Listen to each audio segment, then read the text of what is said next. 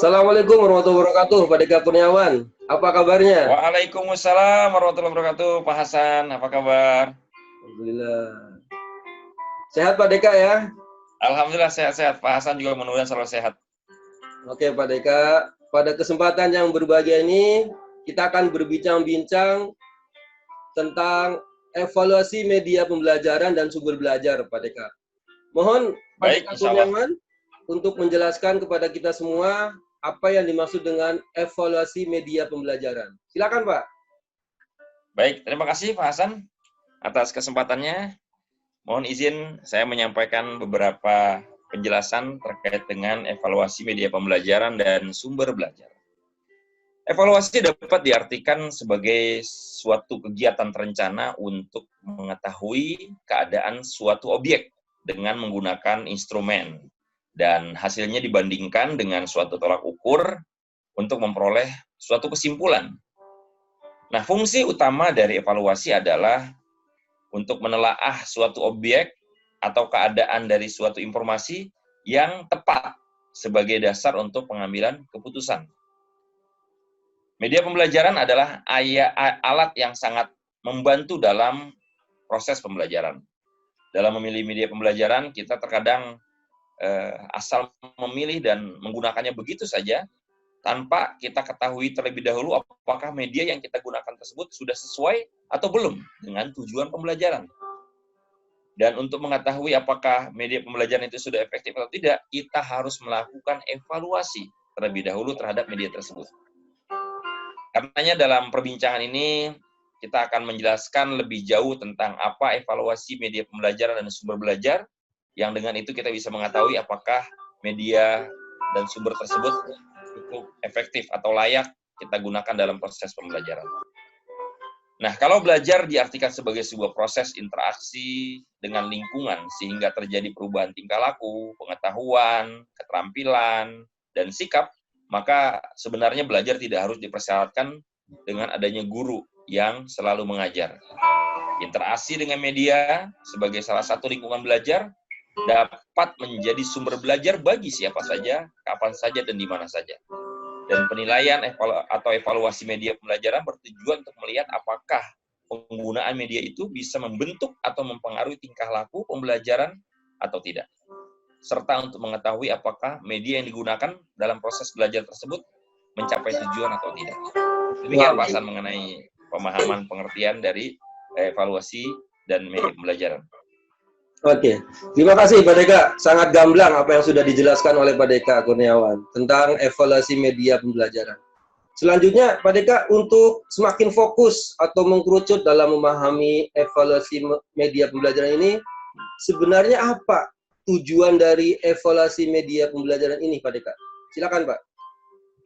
Ya, sebagaimana tadi sudah disinggung, ada tujuan yang sudah disampaikan bahwa secara garis besar evaluasi media pembelajaran dan sumber belajar ini adalah untuk bisa mengetahui sejauh mana media pembelajaran dan sumber belajar tersebut efektif sesuai dengan tujuan pembelajaran. Namun secara spesifik tujuan dari evaluasi media pembelajaran adalah yang pertama untuk menentukan efektivitas media yang digunakan. Kedua, untuk menentukan perbaikan atau peningkatan media pembelajaran yang digunakan tersebut. Kemudian juga bisa menetapkan efektivitas pembiayaan dalam penggunaan media, dilihat dari segi hasil belajar siswa. Kemudian memilih media pembelajaran yang sesuai untuk dipergunakan dalam proses belajar mengajar di dalam kelas. Kemudian menentukan ketepatan isi pelajaran yang disajikan dengan media tersebut, sesuai atau tidak. Kemudian menilai kemampuan guru dalam menggunakan media pembelajaran, mengetahui media pembelajaran tersebut benar-benar memberi sumbangsih terhadap hasil belajar seperti yang diinginkan atau tidak, dan mengetahui sikap siswa terhadap media pembelajaran tersebut. Demikian Pak Hasan. Spesifiknya tentang tujuan media pembelajaran proses sumber belajar. Iya. Terima kasih Pak Deka. Tadi kurang lebih kalau saya catat kurang lebih ada 8 poin tujuan dari evaluasi ini Pak Deka ya. Setelah kita tadi memahami apa itu evaluasi media pembelajaran, kemudian kita semakin mengkerucut tujuannya, kita selanjutnya akan mengetahui apa saja sih sebetulnya macam-macam evaluasi media pembelajaran. Mohon Pak Deka perjelas lagi pada kami sebetulnya apa saja macam-macam dari evaluasi media pembelajaran itu, Pak. Silakan. Ya, baik. Untuk macam-macam evaluasi media pembelajaran, kita kenal ada dua, yaitu evaluasi formatif dan evaluasi sumatif. Evaluasi formatif adalah proses yang dimaksudkan untuk mengumpulkan data tentang efektivitas dan efisiensi media tersebut untuk mencapai tujuan yang ditetapkan. Data tersebut kemudian dimaksudkan untuk memperbaiki dan menyempurnakan media yang bersangkutan agar lebih efektif dan lebih efisien lagi. Sementara evaluasi sumatif adalah proses pengumpulan data untuk menentukan apakah media yang dibuat tersebut patut digunakan dalam situasi-situasi tertentu atau apakah media tersebut benar-benar efektif atau tidak setelah media tersebut diperbaiki dan disempurnakan. Evaluasi dalam pembahasan ini difokuskan pada evaluasi formatif. Evaluasi formatif ini sendiri terdiri dari 3 tahapan. Yang pertama, evaluasi one-on-one, 1 lawan 1, evaluasi kelompok kecil, small group evaluation, dan kemudian evaluasi lapangan, field evaluation.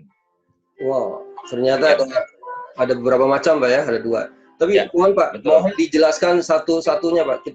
Saya ingin supaya teman-teman yang lainnya ketika belajar ingin lebih jelas apa sih sebetulnya tadi ada 1 lawan 1 atau one to one, kemudian ada evaluasi kelompok kecil atau small group evaluation, dan ada evaluasi lapangan atau field evaluation. Tolong Pak Deka dijelaskan satu persatu. Silakan Pak. Baik, terima kasih. Nah, mengenai macam atau jenis evaluasi yang pertama yaitu 1 lawan 1, pada tahapan ini kita perlu memilih 2 orang atau lebih dari siswa yang dapat mewakili populasi target yang akan dibuat. Kemudian media tersebut kita sajikan kepada mereka secara individual. Kalau media itu didesain untuk belajar mandiri, biarkan mereka mempelajarinya, sementara kita yang mengamatinya. Dan para siswa tersebut kita pilih dari populasi yang kita ingin target, yang sifatnya umum, ya. Artinya yang di bawah rata-rata sama yang di atas rata-rata, sehingga bisa merata gitu. Nah, adapun evaluasi kelompok kecil, pada tahapan ini perlu diuji cobakan terhadap 10-20 orang siswa yang dapat mewakili populasi target. Kalau kurang dari 10 data, maka yang akan kita peroleh nanti kurang bisa menggambarkan dari populasi yang target yang kita inginkan. Nah, sebaliknya bila lebih dari 20 data atau informasi yang kita ambil, ya, maka melebihi apa yang kita perlukan. Nah, kemudian untuk evaluasi yang jenis ketiga, yaitu evaluasi lapangan, adalah tahap akhir dari evaluasi formatif yang kita perlukan. Usaha untuk memperoleh situasi yang semirip mungkin dengan situasi yang sebenarnya. Setelah melalui 2 tahap evaluasi di atas, tentulah media yang kita buat lebih mendekati kesempurnaannya. Namun, dengan itu masih harus dibuktikan lewat evaluasi lapangan ini, ya, untuk membuktikan kebolehan dari media yang kita uji tersebut. Pilihlah sekitar 30 orang siswa, ya, dengan berbagai karakteristik, ada tingkat kemampuannya, latar belakangnya, jenis kelamin, usia, kemajuan belajar, dan sebagainya. Dan kemudian diuji cobakan kepada mereka, maka media pembelajaran ini akan menjadi lebih sempurna dan sesuai dengan populasi target yang kita sasar. Demikian Pak Hasan. Oke, terima kasih Pak. Tadi poin yang terakhir ini Pak, saya ingin sedikit mengetahui sebetulnya ada tidak sih Pak kriteria dalam review atau mengevaluasi media pembelajaran ini Pak? Ada tidak Pak? Ya. Kira-kira Pak. Baik, tentunya harus kita mengacu kepada kriteria-kriteria yang memang dibutuhkan untuk bisa mendapatkan evaluasi yang baik terhadap media pembelajaran. Aspek psikologis perlu dipertimbangkan. Sebab aspek psikologis inilah yang membuat seseorang memiliki gaya belajar yang berbeda-beda. Ada 3 gaya belajar yang dimiliki oleh manusia pada umumnya, yaitu gaya belajar yang visual, kemudian yang auditory, ya, dengan mendengar, kemudian yang kinestetik, ya, dengan praktek, dengan aktivitas, dengan kegiatan langsung.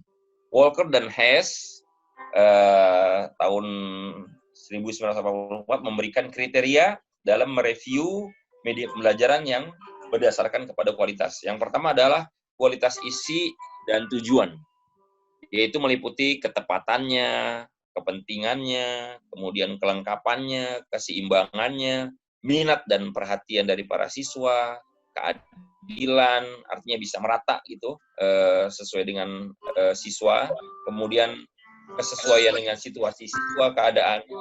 Nah, kemudian yang kedua dari segi kualitas pembelajaran, yaitu meliputi bagaimana memberikan kesempatan belajar yang sepenuhnya, kemudian memberikan bantuan pembelajaran, bagaimana kualitas dalam motivasi, fleksibilitas pembelajarannya, hubungan dengan program pembelajaran yang lainnya, kualitas sosial, interaksi pembelajarannya, kualitas tes dan penilaiannya, dan juga dampak bagi guru dalam pembelajarannya, serta bagi para siswa. Nah, yang ketiga adalah kualitas teknisnya, meliputi bagaimana media tersebut bisa dibaca dengan jelas atau tidak, ya, atau keterbacaan, mudah penggunaannya atau tidak, kualitas tampilannya atau tayangannya jelas atau tidak, ya, cukup bisa ditangkap atau tidak, kemudian kualitas penanganan jawaban, bagaimana cara menjawabnya, apakah bisa mudah atau sulit, kualitas pengelolaan programnya juga, dan kualitas pendokumentasiannya. Jadi semua kriteria ini ya harus betul-betul kita upayakan lengkap dalam sebuah proses evaluasi media pembelajaran dan sumber belajar. Oke, Pak Deka, kalau tadi sudah kita membahas tentang evaluasi media pembelajaran, kita sedikit kalau dalam melakukan evaluasi penggunaan sumber belajar nih Pak Deka, kira-kira apa saja yang harus diperhatikan, Pak? Silakan, Pak. Ya, memang antara media pembelajaran dan sumber belajar ini ada sedikit kesamaan dan perbedaan-perbedaannya.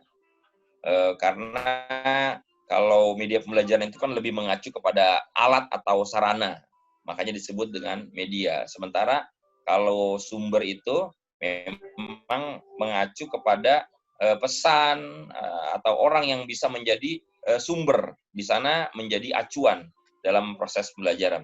Nah, karenanya perlu kita perhatikan dalam mengevaluasi penggunaan sumber belajar ini. Yang pertama adalah ketepatannya dengan tujuan pengajaran. Artinya, sumber belajar harus dipilih atas dasar tujuan-tujuan pembelajaran yang telah ditetapkan. Nah, yang kedua, dukungan terhadap isi materi pembelajaran. Artinya, materi pelajaran yang sifatnya fakta, prinsip, konsep, dan generalisasi sangat memerlukan bantuan sumber belajar agar mudah dipahami oleh siswa. Jadi, nggak bisa cuma sekedar lisan, perlu misalnya sesuatu yang tertulis gitu, diktat, ya, karena biar memudahkan para siswa untuk menangkap. Kemudian kemudahan dalam memperoleh sumber belajar tersebut, artinya apakah sumber belajar yang diperlukan itu gampang atau tidak didapatkannya, ya, bisa tinggal digunakan atau ada proses-proses yang ditempuh dulu, ya. Kemudian dalam proses yang berikutnya itu keterampilan guru dalam menggunakannya. Ini perlu diperhatikan. Apakah sumber belajar diperlukan itu, ya, guru sudah bisa menggunakannya atau tidak? Kalau guru sendiri belum paham cara menggunakannya, maka akan lebih tidak paham lagi para siswa. Ya, sulit untuk bisa ditangkap dengan mudah. Ya. Nilai manfaat yang diharapkan sebenarnya bukan semata-mata pada sumber belajarnya, tapi juga ya bagaimana kebermaknaannya bagi para siswa, dan itu ditentukan oleh bagaimana keterampilan guru dalam menggunakannya. Kemudian juga perlu diperhatikan yang kelima, bagaimana tersedia cukup waktu untuk menggunakannya, sehingga sumber belajar tersebut dapat bermanfaat bagi para siswa selama proses pelajaran berlangsung. Ya, jangan sampai terlalu sebentar, ya, sehingga nggak bisa ditangkap secara utuh, atau terlalu lama sehingga anak-anak jadi bosan. Gitu. Kemudian juga sumber pembelajaran itu harus sesuai dengan taraf berpikir dan kemampuan siswa, sehingga makna yang terkandung di dalamnya dapat dipahami oleh siswa secara lebih utuh. Begitu, Pak Hasan.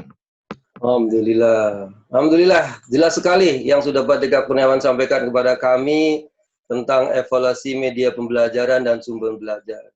Terima kasih atas penjelasan Pak Deka Kurniawan. Semoga bermanfaat untuk kita semua, terutama untuk rekan-rekan yang sedang mendalami ilmu tentang pengembangan media pembelajaran. Semoga Bapak Deka Kurniawan beserta keluarga selalu dianugerahi kesehatan oleh Allah. Amin. Terima kasih banyak juga Pak Hasan atas dialog bincang-bincang tentang media evaluasi media pembelajaran dan sumber belajar ini. Mudah-mudahan bermanfaat buat kita semua. Terima kasih banyak. Amin. Assalamualaikum warahmatullahi wabarakatuh. Waalaikumsalam warahmatullahi wabarakatuh. Demikian tadi perbincangan kita dengan Pak Deka Kurniawan di kesempatan bincang pengembangan media pembelajaran. Semoga bermanfaat bagi kita semua. Assalamualaikum warahmatullahi wabarakatuh. Waalaikumsalam warahmatullahi wabarakatuh.